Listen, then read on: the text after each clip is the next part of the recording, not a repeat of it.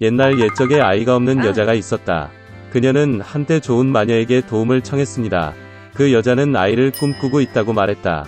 마법사는 그녀에게 씨앗을 주었고 그것을 화분에 심으라고 명령했습니다. 그 여인은 매우 기뻤고 노파에게 감사하고 집으로 돌아갔습니다.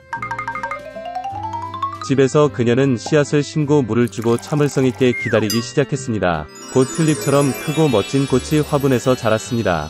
꽃잎이 열리자 안에 작은 소녀가 있었습니다. 그녀는 1인치도 안 되는 아주 작았습니다. 따라서 여자는 엄지공주라고 불렀습니다. 어느 날 밤 엄지공주가 잠이 들었을 때 축축하고 못생긴 거대한 두꺼비가 집 창문 위로 올라갔습니다.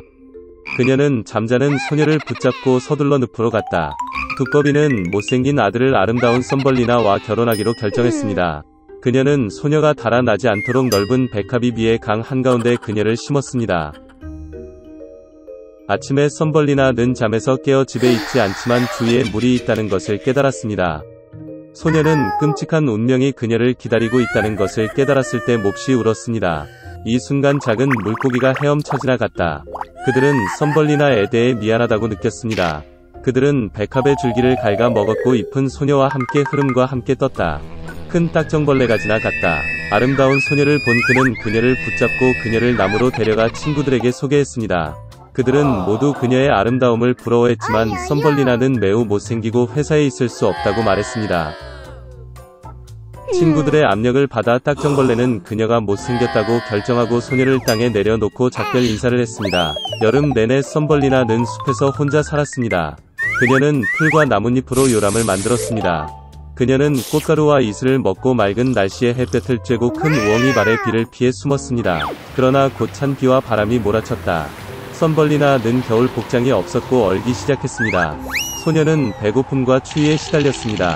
그리고 어느 날 그녀는 들쥐의 보호를 받았습니다.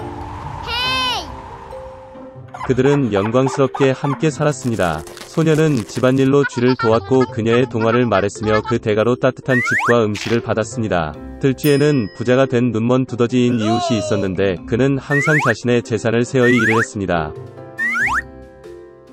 눈이 멀더라도 두더지는 썸벌리나가 매우 귀여워서 그녀와 결혼하겠다고 제안했습니다. 그러나 소녀는 이것에 대해 전혀 행복하지 않았습니다. 그녀는 지루한 두더지를 좋아하지 않았습니다. 한 번은 지하 통로를 걷다가 추위로 거의 죽을 뻔한 상처 입은 제비를 보았다. 겨울 내내 그녀는 아픈 새를 돌보았고 봄에는 그것을 고쳤습니다. 결혼식 전에 썸벌리나는 마침내 태양에 감탄하기 위해 위층으로 올라가게 해달라고 마우스에게 요청했습니다. 그녀가 쥐 구멍에서 나왔을 때 그녀는 제비를 보고 치료했습니다. 썸벌리나는 새에게 그녀가 더러운 두더지와 결혼하고 깊은 지하에서 그와 함께 살도록 강요당하고 있다고 불평했습니다. 제비는 소녀에게 따뜻한 땅으로 날아가도록 초대했고 그녀는 동의했습니다. 그녀는 재빨리 쥐에게 작별 인사를 하고 제비 위로 올라갔고 그들은 날아갔습니다. 멋진 나라에 도착한 썸벌리나는 아름다운 꽃이 가득한 거대한 초원을 보았습니다. 그녀는 자신이 살기에 가장 아름다운 꽃을 선택했습니다. 갑자기 그녀는 꽃에서 날개 마니는 그녀와 같은 작은 남자를 보았다. 엘프의 왕이었습니다. 그리고 엘프는 모든 꽃에 살았습니다. 아름다운 엘프는 자신만큼 작고 아름다운 소녀를 본 적이 없습니다.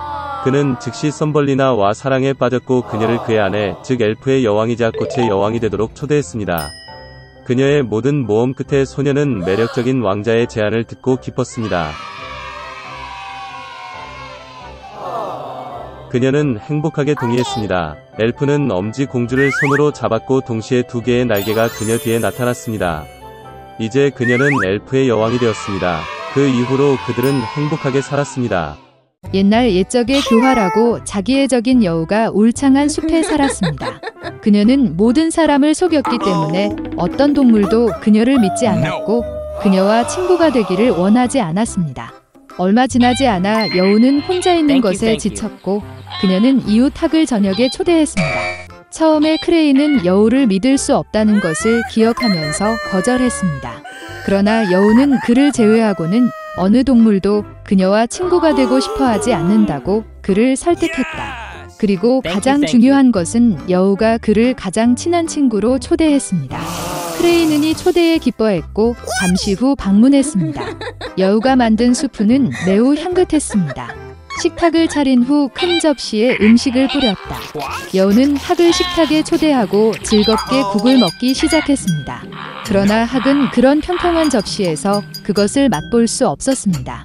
그는 부리를 접시에 두드리지 못하고 결국 배가 고팠습니다. 크레인은 여우가 그에게 매우 부주의하다고 생각하면서 화가 났습니다. 그러나 그는 그녀의 집의 손님이었고 그의 분노에 대해 아무 말도 하지 않았습니다. 한편 여우는 수프를 마지막 한 방울까지 끝냈다. 학이 곧 떠날 것을 보고 그녀는 그가 저녁 식사를 좋아하는지 믿지 않고 물었다. 학은 정중하게 작별 인사를 하고 배가 고파서 집으로 돌아갔다. 잠시 후 크레인은 여우에게 좋은 교훈을 주기로 결정했습니다.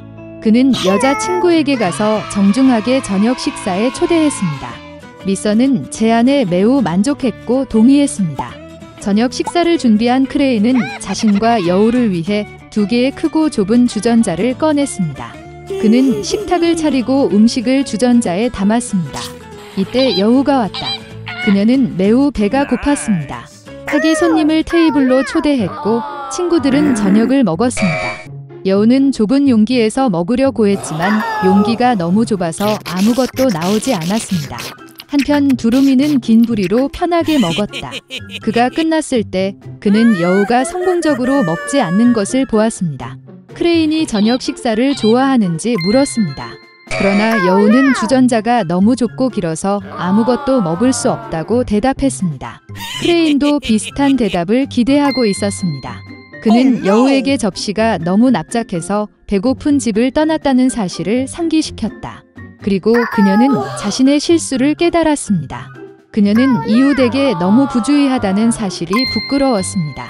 리사는 사과했고 그런 접시에서 그가 먹을 수 없을 것이라고 생각조차 할 수 없다고 말했다. 크레인은 그녀를 용서하고 앞으로는 그들의 차이점을 기억해야 한다고 말했습니다. 이렇게 말하고 손님이 쉽게 저녁을 먹을 수 있는 큰 접시를 가져왔습니다. 작별 인사를 할 때 여우는 아이디어를 얻었다. 그녀는 그가 여우와 쉽게 식사할 수 있도록 크레인에게 주전자 중 하나를 집으로 가져가라고 요청했습니다. 이웃은 이 아이디어를 좋아했습니다. 그는 여우가 자신의 교활함과 독창성을 선행에 사용하면 많은 친구를 갖게 될 것이라고 칭찬했다. 여우와 학은 즐겁게 웃었다.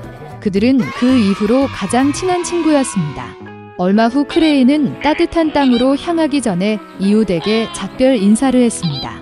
혼자 남겨진 여우는 지루해졌다. 그러나 그녀는 학의 말을 결코 잊지 않았습니다.